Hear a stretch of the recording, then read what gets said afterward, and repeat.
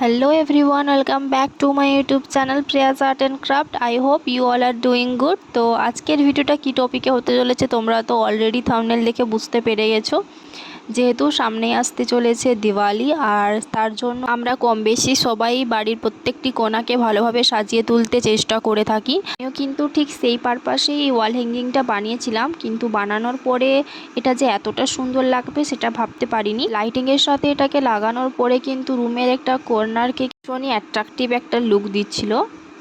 Actually আমি যখন অনলাইনে হোম ডেকোর আইটেম সার্চ করছিলাম তখনই আমার চোখে পড়ে এরকম একটা বার্ড ওয়াল হ্যাঙ্গিং, যেটা আমার খুবই পছন্দ হয়েছিল, যেটার প্রাইসও তোমরা স্ক্রিনে দেখতে পাচ্ছ। তখনই কিন্তু আমি ডিসাইড করি নিজে থেকে এটা বানানোর অবশ্যই চেষ্টা করব, এবং লাস্ট অবধি আমি সাকসেসও হয়েছি। তোমরা কিন্তু অবশ্যই আমাকে কমেন্ট করে জানাবে কতটা পরিমাণ আমি এটাকে রিলেট করতে পেরেছি। যদিও বা আমি পুরোপুরি সেম বানানোর চেষ্টা করিনি, কিছুটা পরিমাণ নিজস্ব আইডিয়াও এখানে আমি ইনক্লুড করেছি। তো চলো দেখে নিই কীভাবে আমি এটা বানিয়েছি। এটা বানানোর জন্য আমি এখানে এরকম কার্ডবোর্ড ইউজ করেছি, যেটা কিছুটা পরিমাণ শক্ত ছিল, একদমই যেটা নরম হবে সেরকম কিন্তু তোমরা ইউজ করবে না। এরপরে আমি বার্ডের একটা শেপ এখানে ড্র করে নিয়েছিলাম পেন্সিলের সাহায্যে। তারপরে দেখছো আমি সিজারের সাহায্যে এটাকে এরকম শেপে কাট করে নিয়েছি। এরকম আমি 4টে বানাবো, তাই আমি 4টে পিস কাট করেছি। তোমরা যতগুলো বানাবে সেই হিসেবে কিন্তু কাট করবে। এরপরে যে এটাকে আরেকটু স্ট্রং করার জন্য আমি এখানে ফেভিকল গ্লু আর ওয়াটারের একটা মিক্সচার রেডি করেছি, সেটাকে এখানে আমি ব্রাশের সাহায্যে লাগিয়ে নিয়েছি। এরপরে আমি টিস্যুগুলোকে এইভাবে কিন্তু অ্যাপ্লাই করব। এই প্রসেসটা করার ফলে আমরা যে বেসটা নিয়েছি সেই বেসটা কিন্তু আরও অনেক স্ট্রং হয়ে যায়। তোমরা যদি এখানে কেউ এমডিএফ বোর্ড ইউজ করে থাকো তাহলে কিন্তু এই প্রসেসটা স্কিপ করবে। আমি যেহেতু অলমোস্ট জিরো কস্টের বানাতে চেয়েছি তাই আমি কার্ডবোর্ড ইউজ করেছি। বাট কার্ডবোর্ডের উপরে যদি তোমরা এইভাবে টিস্যুগুলোকে অ্যাপ্লাই করো তাহলে কিন্তু এমডিএফ বোর্ডেরই মতো কিছুটা হার্ড বেসটা পাবে। এখানে কিন্তু আমি দুই দিকেই ভালোভাবে সেম প্রসেসে টিস্যু অ্যাপ্লাই করে নেব। আর সাইডের যে এজেসগুলো রয়েছে সেখানেও কিন্তু অবশ্যই ভালোভাবে অ্যাপ্লাই করবে, তাহলে কিন্তু ভালোভাবে টেক্সচারটা পাবে। ঠিক সেমভাবেই কিন্তু আমি এই 4টেতেই অ্যাপ্লাই করে নিয়েছিলাম। এরপর এটাকে ড্রাই হতে রেখে দিয়েছিলাম। ড্রাই হওয়ার পরে আমি প্রত্যেকটাতেই কিন্তু কালার করে নেব।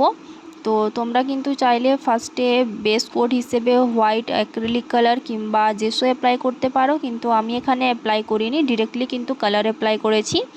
তোমরা এখানে তোমাদের পছন্দ মতো যে কোনো কালার অ্যাপ্লাই করবে। কালার কিন্তু করার পরে এটাকে অবশ্যই ড্রাই হতে রেখে দেবে। যখন ড্রাই হয়ে যাবে তারপরেই কিন্তু তোমরা বাকি প্রসেসগুলো করবে।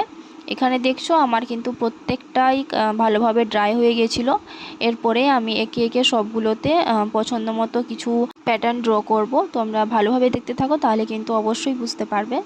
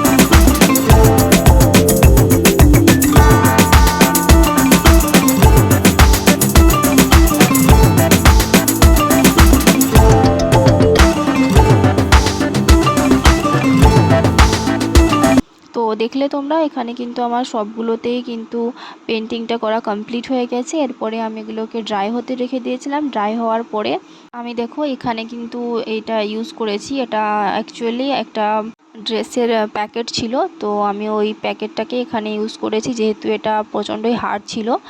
তো দেখো এইভাবে কিন্তু আমি একটা সার্কেল কেটে নিয়েছি, তারপরে এরকম একটা শেপ দিয়ে নিয়েছি।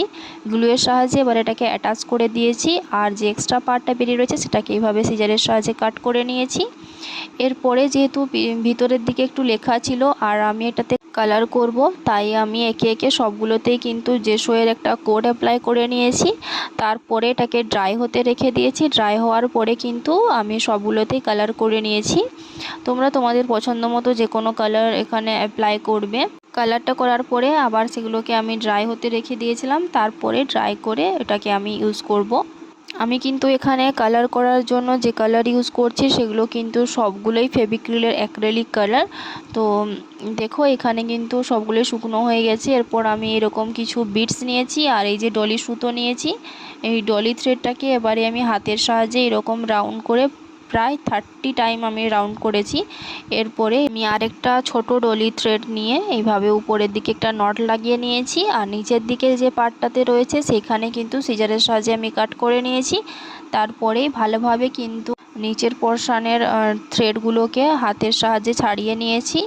লাস্টে কিন্তু আমি কোম ব্যবহার করে কিন্তু ওটাকে ভালোভাবে আমি ছাড়িয়ে নিয়েছিলাম। তারপরে সেম মাপ করে আমি সিজারের সাহায্যে কেটে নিয়েছিলাম। এরপরে এরকম একটা আমার লটকান কমপ্লিট হয়ে গেছে বানানো। তারপরে আমি একে একে সব বিটসগুলোকে এখানে লাগিয়ে দেব। তো তোমরা এখানে দেখো ফার্স্টে কিন্তু আমি একটা নট লাগিয়ে এটাকে সিকিওর করে নিয়েছি।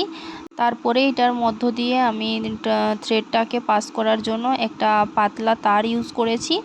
তারপরে আমি একে একে সব বিটসগুলোকে লাগাবো। ফার্স্টে কিন্তু আমি দুটো বিটস নিয়েছি এবং বিটসগুলোকে যখন পরপর লাগিয়েছিলাম তখন আমার একটুও পছন্দ হয়নি, তাই আমি দুটো বিটস অ্যাপ্লাই করে মাঝখানে একটা নট লাগিয়েছি। তারপরে আবার বিটস অ্যাপ্লাই করেছি, দেন আবার আমি নট লাগিয়েছি। এইভাবে কিন্তু আমি কমপ্লিট করেছি এটা বানানো। এই সেম প্রসেসেই কিন্তু আমি চারটের জন্যই লটকানটা বানিয়ে নেব। তার মধ্যে আমি দুটোর লেন্থ রেখেছি একটু বড় এবং আর দুটোর লেন্থ রেখেছি এর থেকে আর একটু ছোট।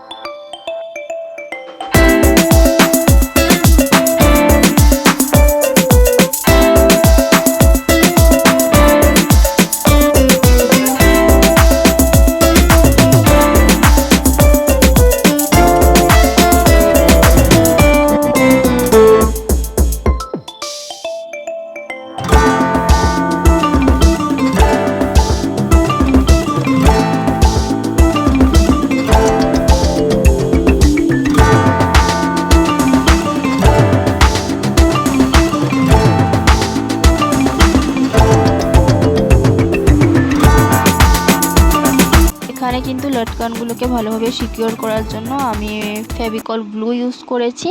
তো এই যে দেখো আমার কিন্তু এগুলো বানানো কমপ্লিট হয়ে গেছে।